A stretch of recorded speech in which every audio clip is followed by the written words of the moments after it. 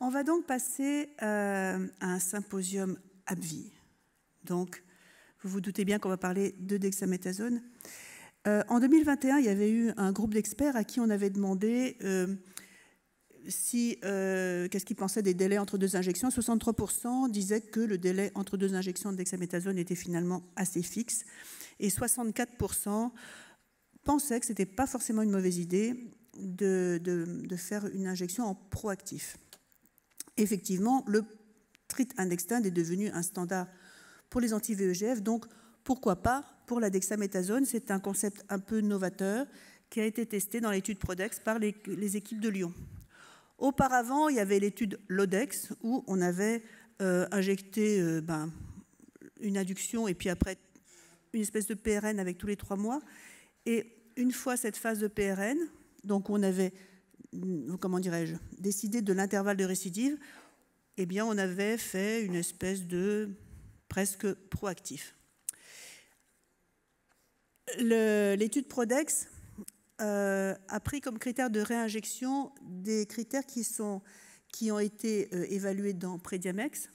Et en fait, ce qui est intéressant dans Prediamex, c'est que il y avait la récidive anatomique, comme vous voyez ici dans le petit rond, vraiment la toute petite logette, la récidive qualitative, la récidive anatomique quantitative, là il y a vraiment un œdème maculaire, et la récidive fonctionnelle, et on voit qu'il y a pratiquement 1 mois d'écart entre la baisse d'acuité visuelle et la première logette. Donc après tout, pourquoi ne pas traiter? Ça, c'est les anti-VEGF. Dans les anti-VEGF, on se rend compte que lorsqu'il y a des fluctuations, ça c'est connu, lorsqu'il y a des fluctuations d'œdème maculaire, eh bien, l'acuité visuelle finale n'est pas bonne.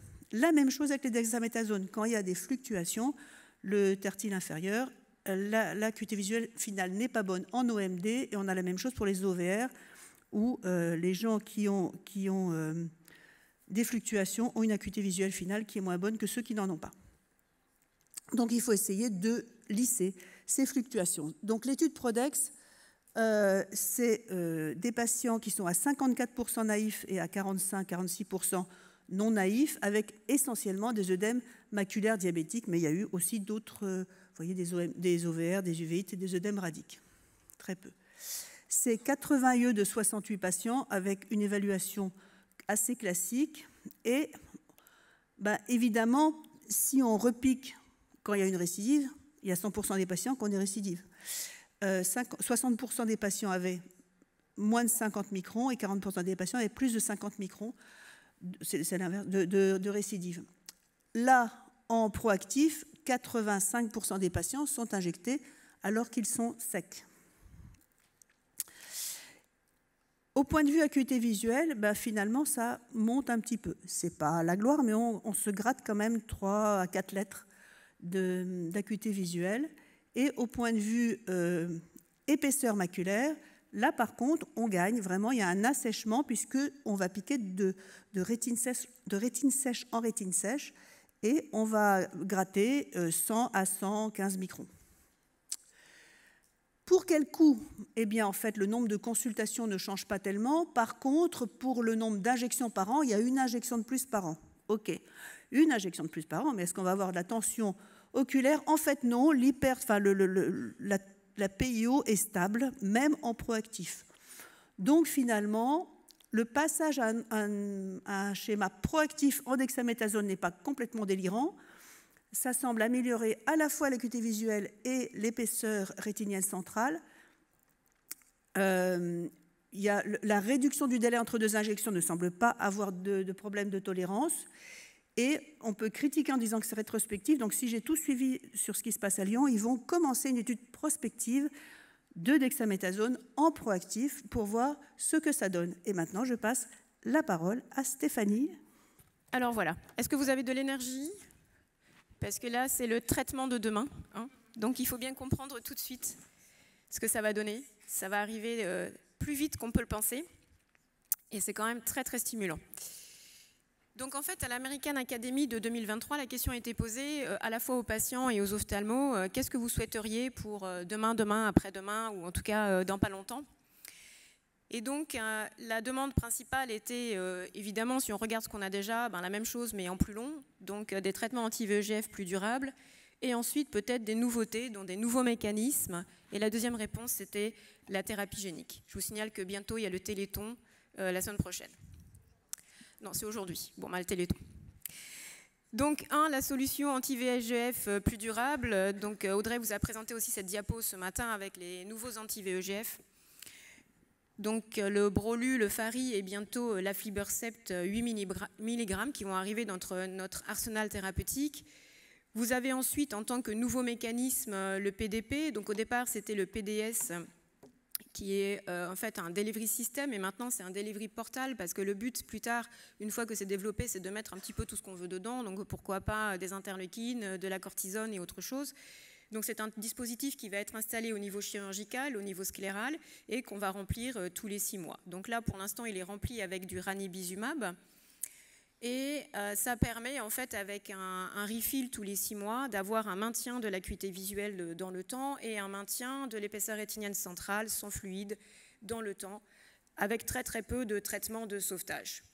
Alors vous savez que ces études, au départ, elles avaient été un petit peu arrêtées du fait de soucis mécaniques sur le dispositif, dont vous voyez ici la collerette qui se luxait, donc une luxation, une dislocation du septum et parfois une dislocation aussi de la collerette du fait d'une incision qui est un petit peu trop large et de risque d'endophthalmie qui avait été augmenté. Donc tout ça a été revu par les ingénieurs pour avoir un dispositif qui soit le plus sécurisé possible, donc moins d'endophthalmie et pas de dislocation à la fois du septum et à la fois en fait du dispositif au niveau oculaire. Et ensuite, il y a la thérapie génique. Alors c'est important un peu de faire le point sur la thérapie génique parce qu'il n'y a pas une thérapie génique, il y a plusieurs thérapies géniques. Donc la thérapie génique, en fait, c'est l'ensemble des techniques qui vont permettre d'introduire un gène dans l'organisme et surtout d'avoir l'expression de ce gène. Donc il faut corriger le gène défectueux, inactiver le gène qui est défectueux ou contrôler l'expression d'un gène. Et ça peut se faire de deux façons, donc in vivo ou ex vivo. Donc soit en fait vous apportez dans la cellule entre guillemets, avec le gène que vous voulez faire coder, vous implantez directement, soit vous implantez déjà les cellules qui ont le gène. Donc, d'où les deux stratégies ici. Et ça demande au niveau technique, de construire le transgène, donc le petit zigouigou ici, et ensuite de le délivrer dans les cellules à la bonne adresse. Donc, on a besoin pour cela de transporteurs, de porteurs. Et ces transporteurs, ce sont des virus. Donc il y a 3 catégories de virus qui sont utilisées ici, donc les lentivirus, les adénovirus et les virus adéno-associés. Ce sont surtout ceux-là qu'on va utiliser. Et chacun, en fait, a ses bénéfices et ses problématiques. Donc en particulier, donc, les lentivirus, l'expression est longue, ils ont un large spectre, mais ils ont un risque oncogène. Pour les adénovirus, un large spectre, et il y a une problématique d'une réponse immunitaire qui va être très élevée. Donc, a priori, il y a une sorte de super moitié-moitié avec l'adéno associé qui permet d'avoir un large spectre pour lequel il n'y a pas d'intégration dans le génome de la cellule de l'hôte. Et il y a une faible réponse immunitaire, mais la taille du gène que vous allez pouvoir en fait envoyer reste limitée. Donc ce sont surtout les AAV qui sont utilisés et vous voyez en fait qu'on n'est pas les seuls à faire de la thérapie génique et que chaque AAV va avoir un tropisme pour un organe particulier dans l'organisme, que ce soit le cœur, le pancréas, le système nerveux central. Et donc vous voyez ici les AAV qui sont à destination de la rétine.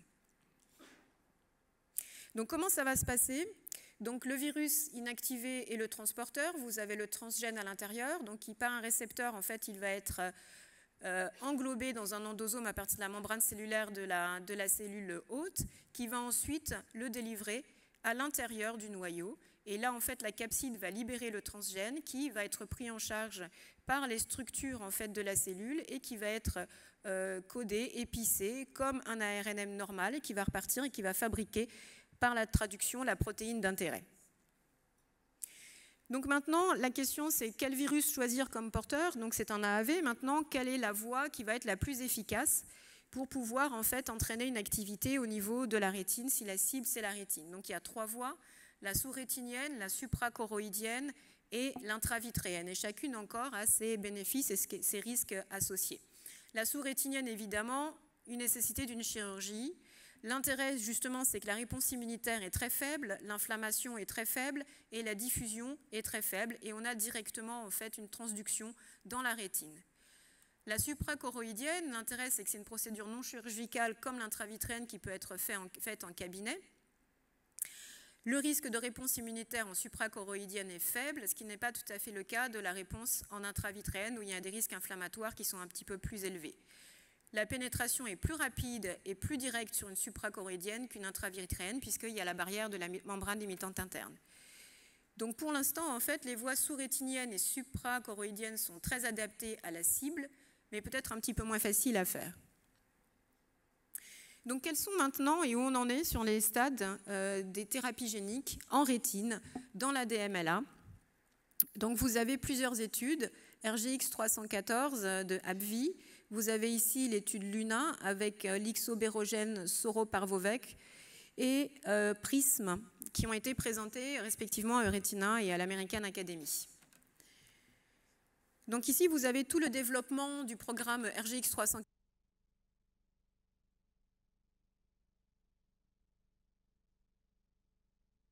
Mais vous m'entendez? Ah oui, c'est bon, c'est parfait. RGX 314, et donc vous avez une voie suprachoroïdienne dans la DMLA et dans le diabète, et puis une voie sous-rétinienne dont je vais vous parler aujourd'hui avec les études ASCENT qui sont en cours.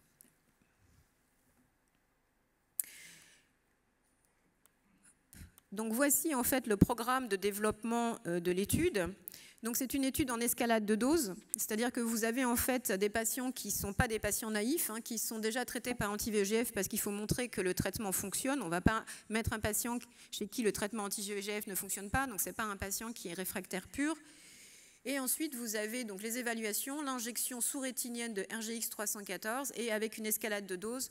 Donc l'escalade de dose, je vous rappelle, puisque ce sont des études de phase 1 et 2A, c'est la tolérance et l'efficacité. Donc vous êtes obligé en fait de remplir la dose 1.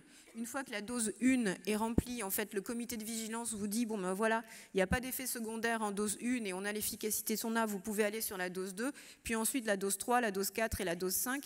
Et le but est de trouver en fait le ratio entre la dose injectée à la fois pour l'efficacité et pour la tolérance évidemment du produit. Et donc, on obtient ces courbes qui sont très, très intéressantes où vous avez en fait les schémas avec toutes les injections des patients en fonction du type d'injection. Donc, ils ont été injectés soit en Rani, en Afli ou en bevacizumab et parfois en Brolu ou en Fari. Et vous avez l'injection ici de RGX 314 et vous regardez donc en fonction des cohortes et des doses ici et du nombre de patients, eh bien, les injections de sauvetage ici. Et donc, c'est vrai que quand on voit la dose et la lourdeur des traitements des patients avant et après, c'est quand même assez formidable la réduction en fait du nombre d'injections pour les patients et du nombre de patients qui n'ont pas besoin d'injections supplémentaires. Et là, c'était à 6 mois.